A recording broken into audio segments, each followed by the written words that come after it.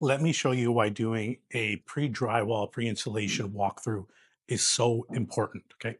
I've talked about this many times. Here you can see that we actually have our low voltage wiring. There's a conduit that's gonna run from the cabinet up behind the TV, and then we have a plug there. This is basically to power any of the AV components that are gonna be inside the TV stand, which is gonna be here. We're gonna have a TV built in, okay? If we go down along this wall, there's actually another piece of conduit there that's going to connect that goes down to the demarc where all the other low voltage stuff is. In case you have to run a wire from there to this location, you're going to have the opportunity.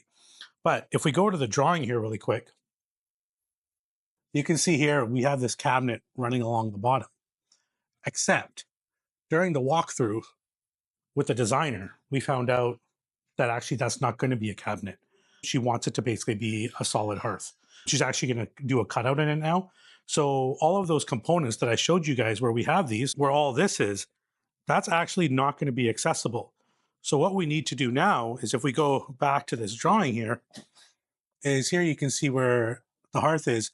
This is a cabinet here and this is a cabinet here. Now we need to run the AV components from up into this position or up into this position. We're not sure yet.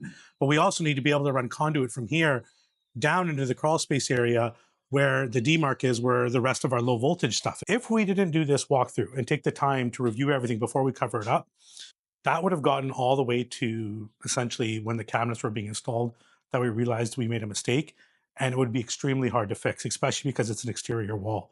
This is just a really small thing that you need to catch this stuff before you do your installation and drywall. This is the absolute most crucial point in the build.